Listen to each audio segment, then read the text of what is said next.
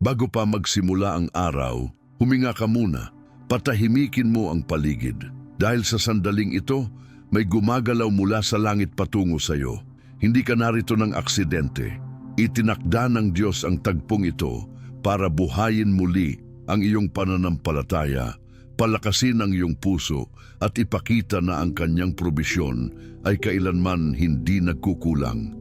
Ayon sa awit 23:1, ang Panginoon ang aking pastol, hindi ako magkukulang. Ngayon, ang pangakong ito ay mabubuhay sa iyong puso. Higit pa ito sa isang panalangin, ito ay isang pagkilos mula sa langit. Ihanda mo ang iyong kaluluwa. Dahil ngayon, pag-uusapan natin ang probisyong kailanman ay hindi pumapalya. Ngayon, ang pangako ng Diyos ay mananahan sa iyong puso. Ang salita sa Filipos 4:19 ay hindi lang magandang ideya. Ito ay isang buhay na katiyakan. At buhat sa kaniyang kayamanan, ang aking Diyos ang magbibigay ng lahat ng inyong kailangan sa pamamagitan ni Kristo Jesus. Alam niya ang bawat detalye ng iyong umaga, bawat tahimik na iniisip na dumaan sa iyong isipan. At ngayon, nais kanyang paalalahanan, hindi mo kailangang matakot. Ang Diyos na lumikha ng langit ay siya ring naghanda ng iyong panustos para sa araw na ito. Marahil ay gumising ka kaninang umaga na may hinahanap na direksyon.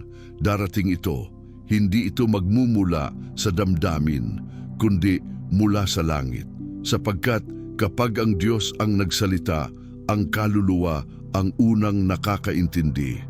Ang panalangin ngayong umaga ay hindi lamang parte ng iyong routine. Ito ay isang sagot. Magsasalita ang Diyos sa iyo.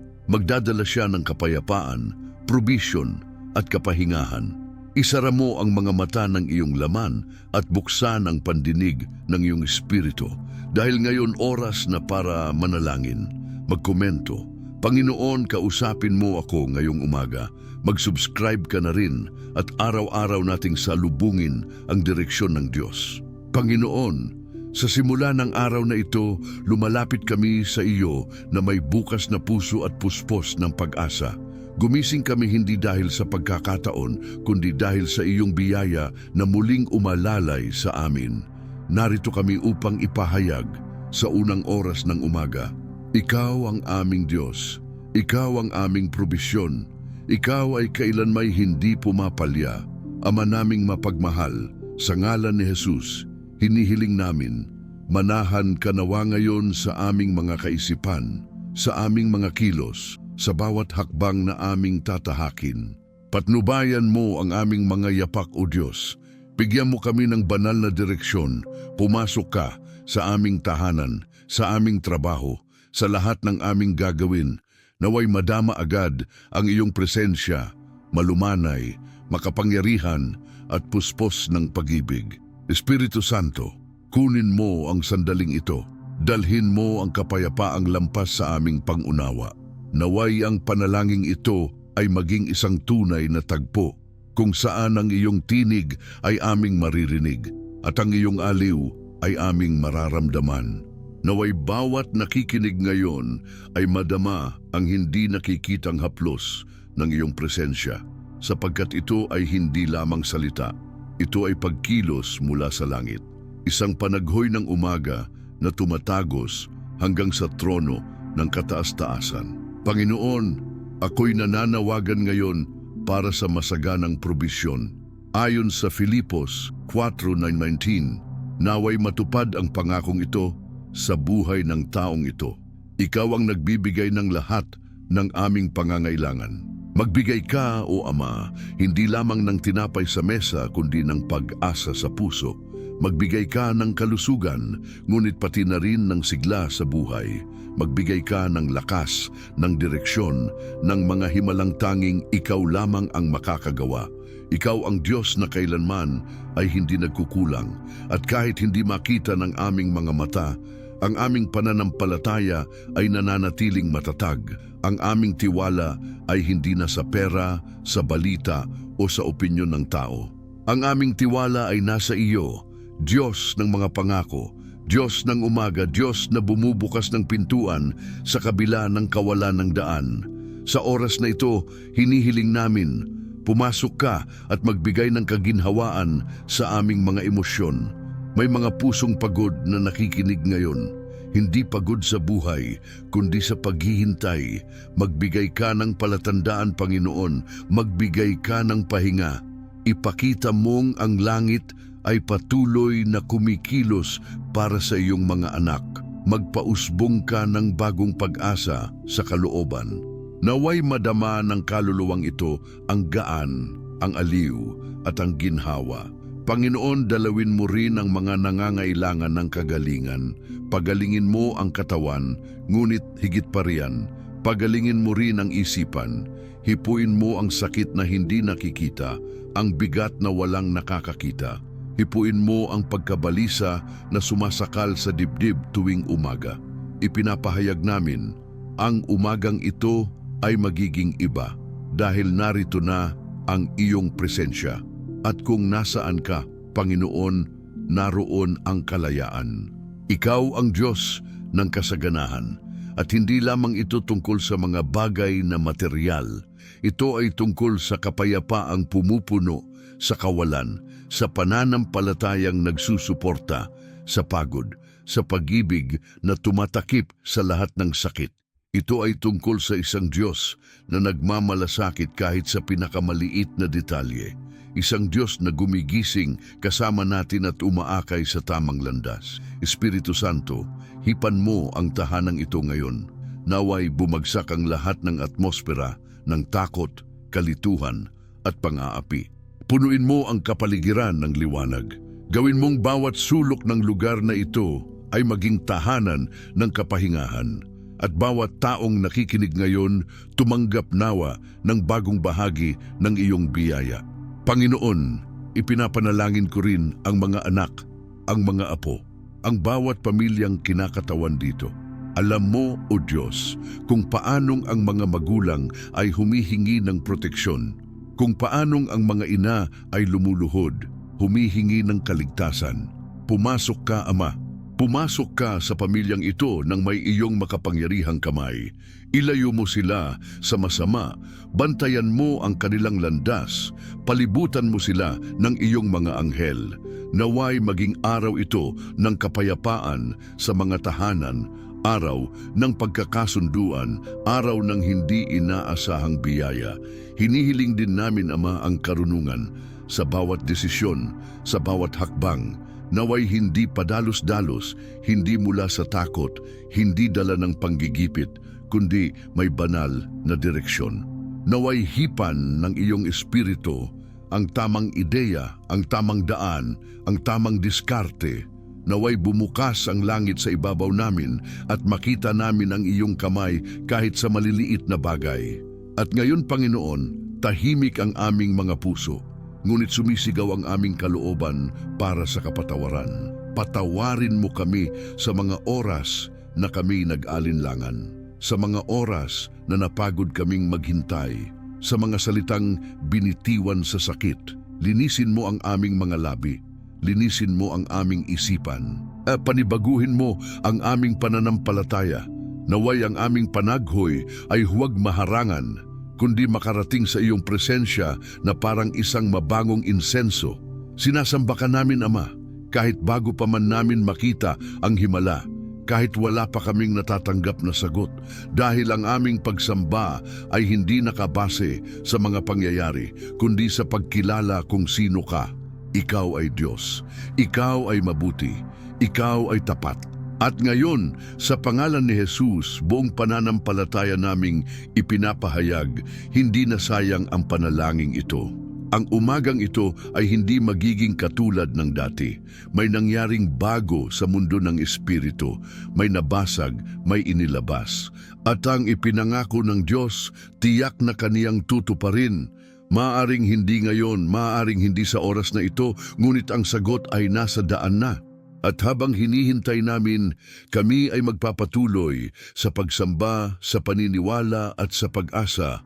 Nakapikit ang mga mata, ngunit bukas ang aming puso. Panginoon, dalawin mo ang mga pusong gumising na may dalang alalahanin, May mga bayarin, may mga balita, may mga desisyong kailangang gawin. Ngunit higit sa lahat ng ito, may isang pangako na ang Panginoon ay kailanmay hindi pumapalya. Hindi siya nahuhuli, hindi niya tayo iniiwan. Kaya't sa panalangin ngayong umaga, buong puso naming sinasabi, ang buong araw namin ay iniaalay sa iyo. Ang aming buhay ay nasa iyong mga kamay. Ang aming pananampalataya ay nakatayo sa matibay na bato. Walang makakayanig sa amin sapagkat ang nagbabantay sa amin ay hindi natutulog. Ang umaalalay sa amin ay hindi kailanman nagkakamali. Kausapin mo kami, Panginoon, sa buong maghapon. Gamitin mo ang mga tao, ang mga pangyayari, kahit ang katahimikan. Basta't huwag mo kaming hayaang mawalan ng pandinig sa iyong tinig. Dahil higit pa sa sagot, nais namin ang iyong presensya. Higit pa sa probisyon, nais namin ang pakikipag-ugnayan sa iyo. Naway ang buong araw na ito ay mapuno ng iyong presensya mula simula hanggang wakas. Naway bawat hakbang ay magpahayag ng iyong pagkalinga. Naway bawat oras ay magpaalala, kasama ko ang Diyos. Panginoon, salamat sa umagang ito, sa bagong hininga ng buhay, sa sandaling ito ng panalangin, sa bawat kaluluwang lumapit upang humanap ng bagay mula sa langit. Naway hindi matapos ang koneksyong ito, matapos ang video, kundi manatili, lumalim at dumami pa. Pagpalain mo ngayon ang lahat ng nakikinig. Naway ang bawat puso ay tanggapin ang panalangin ito bilang sagot. Naway madama nila ang kapayapaan, ang aliw at ang lakas upang magpatuloy.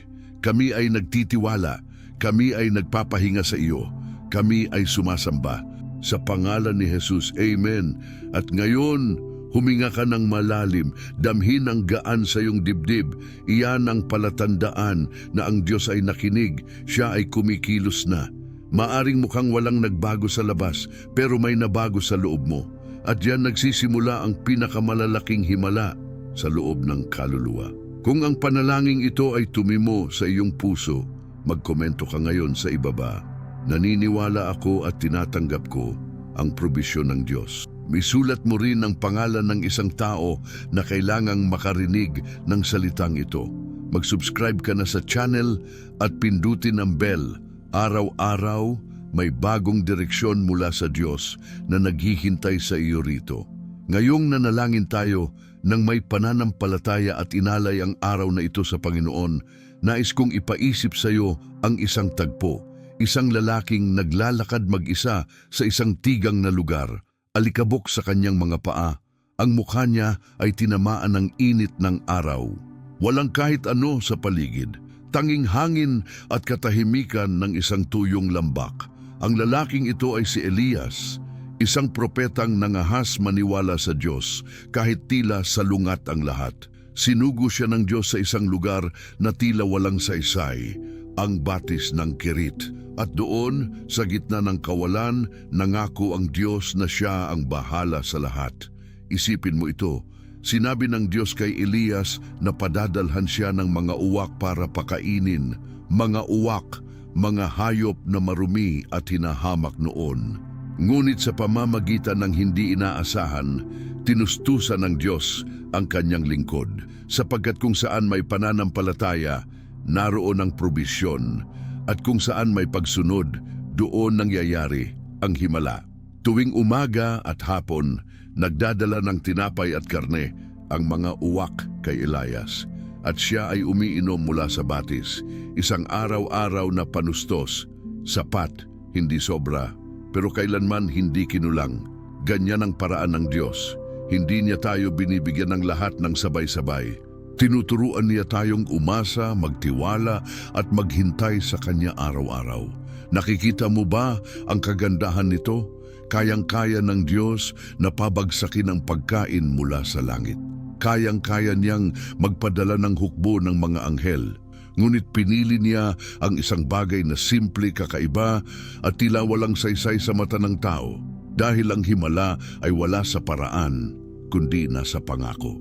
Ang lakas ay wala sa instrumento, kundi nasa katapatan ng nagpangako. Si Elias ay nagtiwala.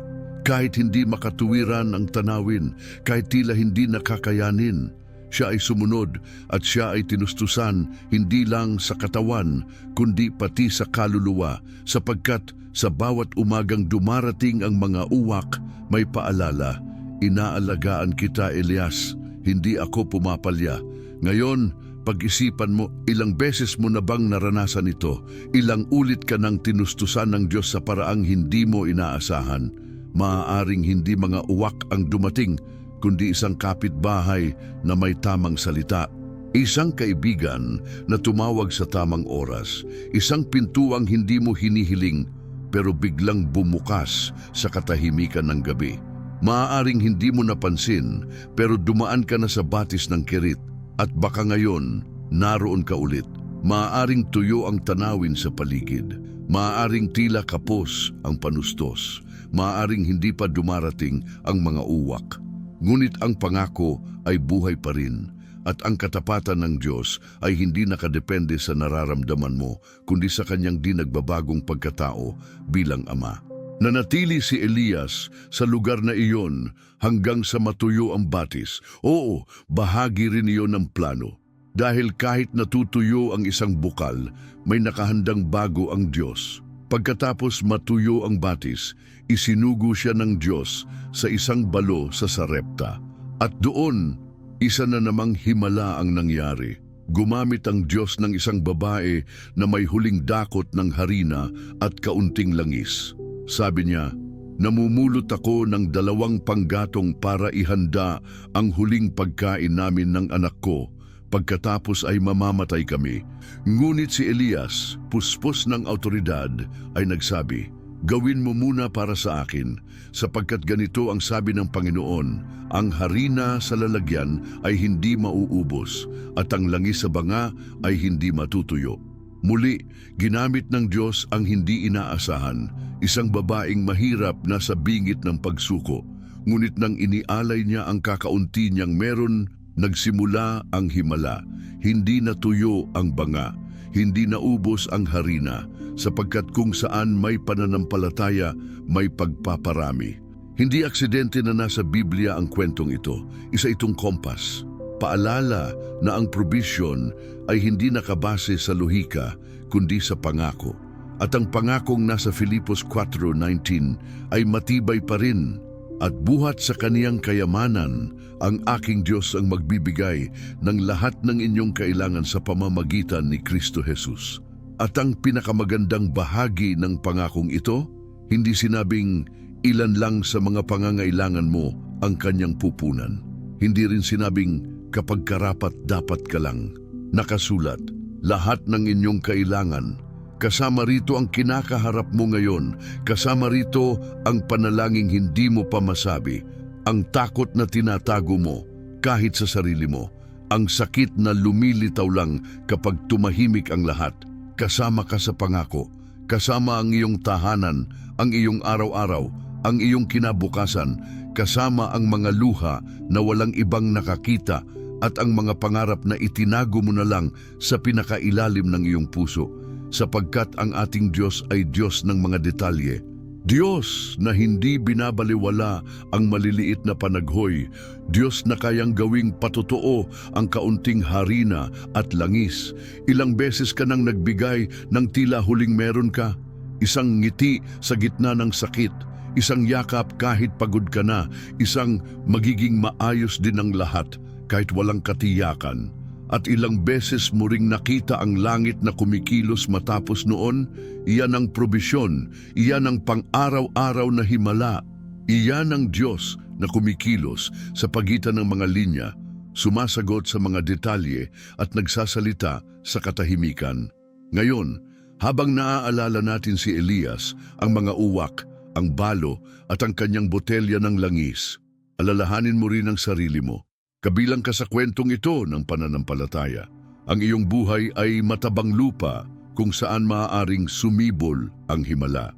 Kahit pa ang paligid ay mukhang disyerto, kahit pa sinasabi ng lahat na wala ng pag-asa. Sapagkat kapag sinabi ng Diyos na mangyayari ito, wala nang makakapigil. Ang probisyon ng Diyos ay hindi laging kamangha-mangha sa mata ng tao.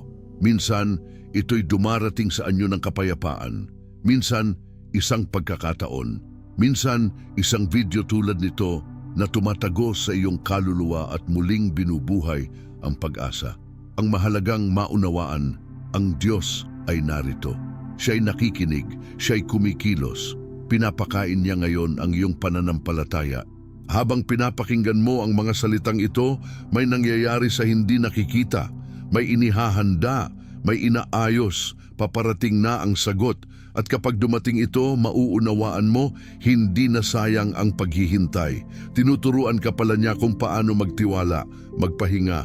Umayon sa kanya ang ginawa ng Diyos kay Elias. Ginagawa pa rin niya ngayon dahil siya ay hindi nagbabago. Kahapon, ngayon, at magpakailanman. At kung ginamit niya ang mga uwak para pakainin ang isang propeta, kung pinarami niya ang harina at langis sa isang bahay na ubos na ang pag-asa, anong bagay pa ang hindi niya kayang gawin para sa iyo? Hindi ka nag-iisa. Nasa radar ka ng Diyos. Narinig na ang iyong panaghoy. Napansin na ang iyong pananampalataya at ang pangako ay nailabas na. Ngayon, huminga ka ng malalim at mahina mong bigkasin. Naniniwala ako sa probisyon ng Diyos. Hayaan mong ang linyang ito ay mamuhay sa iyong puso gaya ng binhi. At saksihan mong sa tamang panahon, sisibol ito ng bunga. Magkomento ka ngayon sa ibaba, hindi matutuyo ang aking botelya. O kung nais mo, isulat mo ang pangalan ng isang tao na kailangan ding makaranas ng himalang ito. Ibahagi mo ang salitang ito sa sinumang dapat makarinig nito. Mag-subscribe ka at ipagpatuloy ang pagtanggap ng banal na direksyon tuwing umaga. Ipinahayag mo na ngayon, hindi matutuyo ang aking botelya, kaya't itanim mo sa puso ang linyang ito. Dahil ang pananampalataya ay nagsisimula sa salita pero lumalago sa pagtitiwala. Ang pagtitiwala ang lupa kung saan umuusbong ang himala. Ito ang tahimik na pagsuko na nagsasabing, kahit hindi ko nakikita, patuloy akong nagtitiwala. Ang pagtitiwala sa Diyos ay higit pa sa paniniwala. Ito ay kapahingahan. Ito ay ang pagtingin sa langit kahit magulo ang lupa. Ito ang patuloy na paglalakad kahit tila walang daan sapagkat alam mong nasa kamay ng manlilikha ang bawat hakbang. At narito ang lihim na espiritual na madalas hindi pinapansin.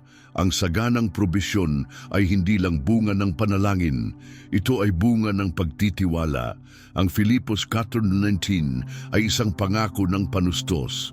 Ngunit ito ay isinulat sa gitna ng tunay na pananampalataya. Isinulat ito ni Pablo sa panahon ng pagsubok. Siya ay nakakulong, limitado sa katawan pero malaya sa espiritu. At sa kabila ng makipot na kalagayan, sinabi niya, at buhat sa kaniyang kayamanan, ang aking Diyos ang magbibigay ng lahat ng inyong kailangan sa pamamagitan ni Kristo Jesus.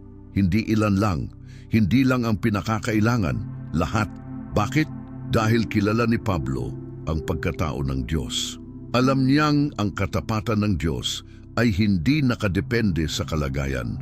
Ang tiwala ni Pablo ay hindi nasa kalayaang nawala sa kanya, kundi sa pangakong daladala niya. At ito ang kailangan nating maunawaan ngayong araw. Madalas, ang inaasahan nating pagbabago ay mula sa labas, pero ang nais muna ng Diyos ay baguhin ang nasa loob. Gusto niyang ayusin ang ating tiwala, ilabas tayo sa automatic na pananampalatayang mababaw. Dalhin tayo sa mas malalim na tubig, sa lugar kung saan ang pananampalataya ay hindi na nakadepende sa nararamdaman, kundi sa tiyak na kaalaman. Alam mong kasama mo siya, alam mong hindi siya pumapalya, alam mong kahit tahimik, siya ay kumikilos. Ang pagtitiwala ang humihila sa imposible. Ito ang wikang nauunawaan ng langit. Mas matatag ito kaysa pagdududa, mas panatag kaysa emosyon, mas matibay kaysa lohika. Ito ang kalasag ng puso laban sa ihip ng kawalang katiyakan.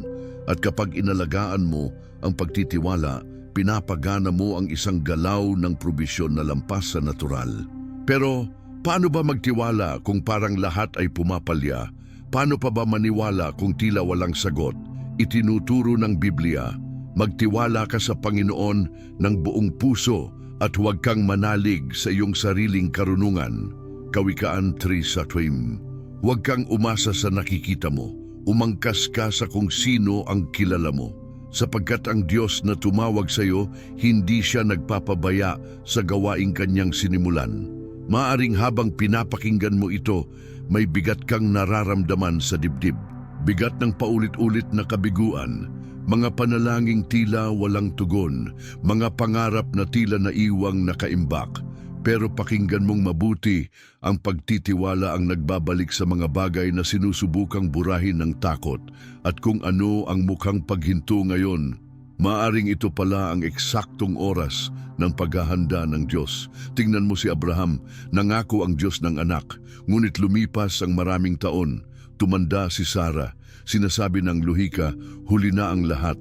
Pero ang pagtitiwala ni Abraham ay hindi sa edad o sa pisikal na kondisyon, kundi sa salita ng Diyos. At sa Roma, part 20 sinasabi, hindi siya nag-alinlangan sa pangako ng Diyos sa pamamagitan ng kawalan ng pananampalataya, kundi siya'y lalong pinatibay sa pananampalataya na nagbibigay ng kaluwalhatian sa Diyos. Pansinin mo ito, sinamba niya ang Diyos kahit hindi pa dumarating ang himala.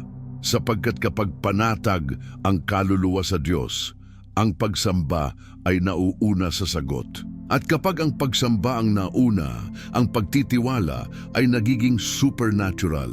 Sumasamba ka hindi dahil alam mo kung ano ang gagawin ng Diyos, kundi dahil alam mo kung sino siya. Iyan ang espiritual na pagtitiwala. Yung kaya mong sabihing magpo-provide ang Diyos kahit pula ang account. Yung sasabihing ako'y magpapahinga kahit kabado ang dibdib. Yung inuulit ang magiging maayos ang lahat kahit wala kang plan B.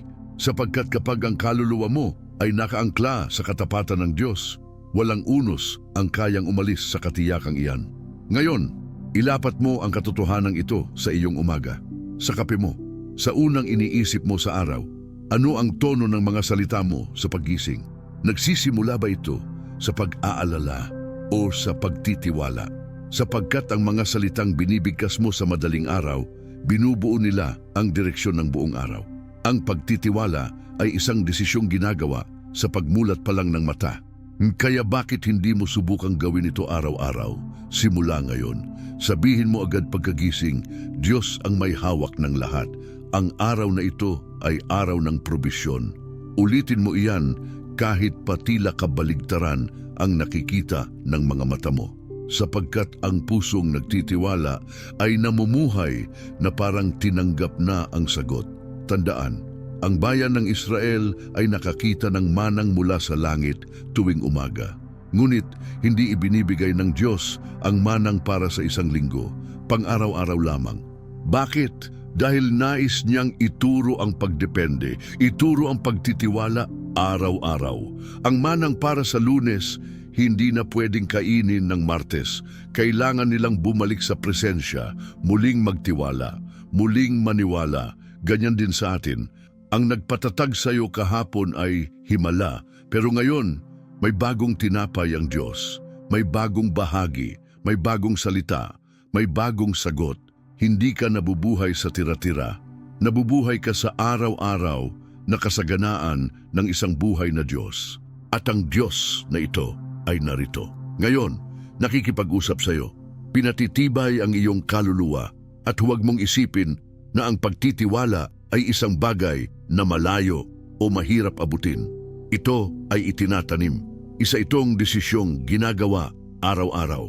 Kapag binubuksan mo ang Biblia sa pagmulat ng mata, kapag nananalangin ka bago umalis, kapag nakikinig ka sa panalangin gaya nito, bawat kilos ng pananampalataya ay nagpapalalim ng iyong tiwala. Sa sandaling ito, pinalalakas mo ang iyong espiritu. Nagtatanim ka ng binhi ng pagtitiwala at malapit mo nang makita ang bunga. Hindi dahil naging perpekto ka, kundi dahil pinili mong maniwala, pinili mong manatili, pinili mong pagkatiwalaan ang pagkatao ng Diyos. Tandaan, ang probisyon ay hindi dumarating sa nag-aalinlangan sa karakter ng Diyos. Dumarating ito sa mga nagtitiwala kahit hindi na iintindihan, sa mga nagpapatuloy kahit walang nakikita, sa mga bumabangon tuwing umaga at sinasabi, Panginoon, narito ako, patuloy na naghihintay. Patuloy na naniniwala, patuloy na nagtitiwala. Sapagkat ang nagtitiwala ay hindi sumusuko at ang hindi sumusuko makakakita ng kaluwalhatian ng Diyos. Ngayon, pumikit ka muna, huminga ka ng malalim. Damhin mo ang kapayapaang dumarampi sa iyong kaluluwa. Hindi ito galing sa akin. Ito ay galing sa Kanya, sa Diyos na nakakaalam ng iyong pangalan, na bilang ang bawat hibla ng iyong buhok, na alam kung saan masakit, na alam ang hindi mo masabi kahit kanino. Hindi mo kailangang ayusin ang lahat. Kailangan mo lang magtiwala sa Kanya na may hawak ng lahat. At Siya ay narito, kasama mo, kumikilos, tapat. Ang umagang ito ay may tatak ng bago. Hindi ka lalakad sa automatic. Lalakad ka sa tiwala. Magkomento ka ngayon, ang aking pagtitiwala ay nasa Diyos. O isulat mo, ngayon pinipili kong magpahinga. Mag-subscribe ka sa channel at lumago kasama namin sa pananampalataya araw-araw. Ibahagi ang salitang ito sa sino mang nangangailangan ng direksyon mula sa langit sa pag-umpisa ng araw. Ipinahayag mo, ang aking pagtitiwala ay nasa Diyos. Iyan pa lang ay isang hakbang ng pananampalataya. At kapag ang pananampalataya ay kumilos, ang langit ay nagsisimulang gumawa. Ngayon, nais kong dalhin ka sa isang makapangyarihang pagninilay. Ano ang nasa kamay mo ngayon? Maaaring tila maliit ito, maaaring isang talento lamang, isang simpleng pagkakataon, isang kaunting lakas na natitira. Pero diyan nagsisimula ang banal na pagpaparami. Sa mga bagay na tila walang halaga sa mata ng tao, ngunit may walang hanggang kahalagahan sa kamay ng Diyos. Makikita natin ito sa malinaw na paraan sa kwento ng pagpaparami ng mga tinapay at isda. Isang gutom na karamihan, isang disyerto, walang istruktura, at 5 tinapay at 2 maliit na isda lang. Para sa mga alagad, kulang yon. Para kay Jesus, iyon ang simula ng himala. At pansinin, bago pa dumami, nagpasalamat muna si Jesus. Hindi siya nagreklamo, hindi siya nagtanong. Itinaas niya ang tingin at nagpasalamat para sa kakaunti. Ang pasasalamat ang nagsimula ng pagpaparami. Dahil kapag kinikilala mo ang halaga ng meron ka, pinapagana mo ang isang prinsipyong espiritual. Ang langit ay nagpaparami ng kung ano ang iniaalay. Naialay mo na ba ang kaunti mo ngayong araw? Naialay mo na ba ang unang minuto ng umaga sa panalangin? Ang iyong linggo sa pananampalataya? Ang iyong mga anak sa pagpapala? Ang iyong trabaho sa layunin? Hindi kailangang marami ang meron ka. Kailangan lang itong ialay ng may pananampalataya. Ang balong babae ay may kaunting langis lamang, pero iyon ay ginamit ng Diyos upang tustusan siya. Ang bayan ng Israel ay may araw-araw na mana, ngunit hindi sila nagutom. Ang mga alagad ay takot, ngunit isang haplos ni Jesus ang nagpatahimik sa dagat. Laging may anong nasa iyo na kayang gamitin ng Diyos. Kaya tingnan mo ang meron ka ngayon, hindi sa mata ng kakulangan, kundi sa mata ng pangako. Ang iyong oras ay may halaga. Ang iyong pananampalataya ay mahalaga. Ang iyong mga salita ay makapangyarihan. At ang iyong kagustuhang magtiwala ay ang lupang pinagtutubuan ng mga himala. Huwag mong hintaying marami bago magsimula. Magsimula ka sa kung anong meron ka. Ang kaunti sa kamay ng Diyos ay mas mahalaga kaysa marami ng walang banal na direksyon. At ang langit ay hindi kumikilos sa lugar ng paghahambing, kumikilos ito sa lugar ng pag-aalay. Sa tuwing sinasabi mong, Panginoon, ito na ang lahat ng meron ako, sumasagot siya, iyan ang lahat ng kailangan ko. Ganyan dumarating ang kasaganaan. Kapag nagtatanim ka kahit may luha, kapag naglilingkod ka kahit pagod, Kapag naniniwala ka kahit natatakot, dahil ang pananampalataya ay hindi kawalan ng balakid, ito ay presensya ng isang katiyakan na walang makakaagaw. Maaaring ang iyong panalangin ngayon ay pabulong lang. Ang iyong papuri ay mahina. Ang iyong hakbang ay mabagal. Ngunit bawat kilos na ito, kapag ginawa ng may pananampalataya, ay nagiging binhi ng Espiritu. At ang Diyos ay tapat na magparami. Ngayon, pumikit ka saglit. Isipin mo kung ano ang meron ka. Maaaring ito ay bagay na material, isang ideya, isang damdamin, o isang kilos. Ialay mo ito sa Panginoon, sabihin mo, Diyos, ito ang aking tinapay at isda. Palaguin mo ayon sa iyong kalooban. Gamitin mo ayon sa iyong layunin. Ako'y nagtitiwala sa iyo. Ang pagpaparami ay nagsisimula sa pananampalataya, lumalago sa pag-aalay at nahahayag sa pagtitiyaga. Ang himala ay hindi malayo. Nagsimula na ito nang pinili mong magtiwala. Magkomento ka ngayon. Panginoon, paramihin mo ang munting meron ako. O isulat mo, ang lahat ng akin ay iyo, Ama. Huwag kalimutang i-like ang video na ito. Ibahagi sa sinumang nangangailangan at mag-subscribe para tumanggap ng espiritual na direksyon araw-araw. Iniharap mo na ngayon sa Diyos ang iyong kaunti at ngayon may kailangang mapagtibay sa loob mo. Ang katiyakan na ang iyong inialay ay nagsisimula ng baguhin. Hindi binabaliwala ng Diyos ang alinmang gawa ng pananampalataya. Wala siyang pinapalampas na taus-pusong panalangin. Wala siyang tinatanggihan na tunay na pag-aalay. Ang inilagay mo ngayon sa kamay ng Diyos ay magiging simula ng bagong yugto. At kahit paparang walang nagbago sa paligid mo, sa loob mo may binhing nagsimulang sumibol. Ang pagbabago ay palaging nagsisimula sa loob. Ang puso ang unang naaayos. Ang isip ang unang naa-align. At saka susunod ang panlabas na pagbabago. Marami ang nais munang makita bago maniwala. Pero ikaw, tinawag upang maniwala kahit hindi pa nakikita. Iyan ang pamantayan ng pananampalataya. Iyan ang pamumuhay ng isang taong pumiling umasa sa direksyon ng Diyos. Mamuhay bawat umaga ayon sa mga pangako, hindi sa estadistika. Hindi ka nabubuhay ayon sa nararamdaman, kundi ayon sa kanyang sinabi. At sinabi niya na ibibigay niya ang lahat ng iyong pangangailangan. Ipinangako niya walang kakulangan. Idineklara niya siya ang mabuting pastol. At ang isang mabuting pastol kailanman ay hindi iniiwan ang kanyang mga tupa. Nag-aalaga siya, nagpoprotekta, nagtutuwid na may pag-ibig. Inaakay ka man sa lambak, pero naghahanda rin siya ng hapag sa gitna ng iyong mga kaaway. Ngayong tinanggap mo ang salitang ito, tinanggap mo ang panalangin ito. Ngayon, ano ang gagawin mo rito?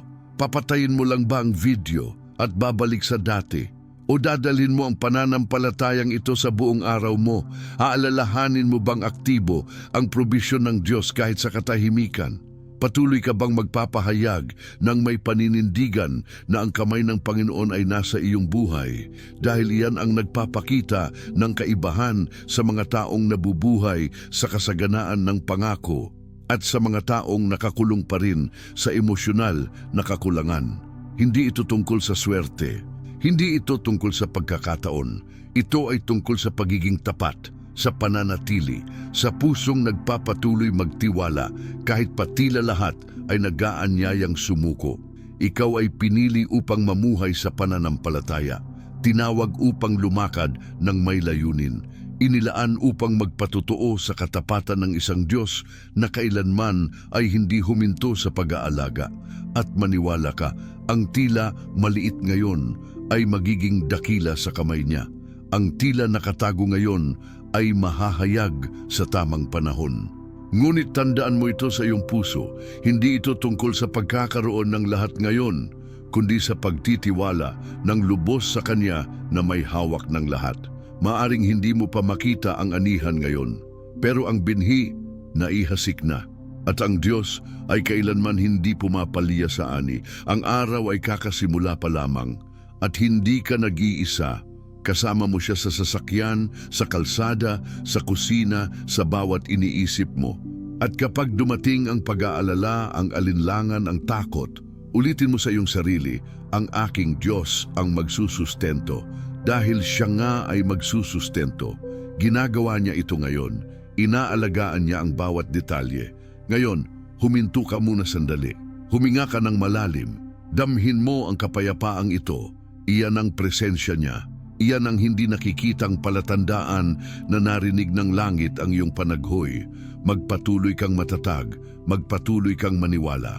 Dahil ito ay simula pa lamang ng maraming umagang gigising ka na may katiyakang ito. Kasama ko ang Diyos at ngayong araw, wala akong kakailanganin. Magkomento ka ngayon, matatag ang aking pananampalataya sa Panginoon. O isulat, tinatanggap ko ang direksyong ito para sa aking araw. Mag-subscribe ka sa channel, ibahagi ito sa isang taong nangangailangan ng panalangin at bumalik bukas dahil may sasabihin pa ang Diyos sa iyo.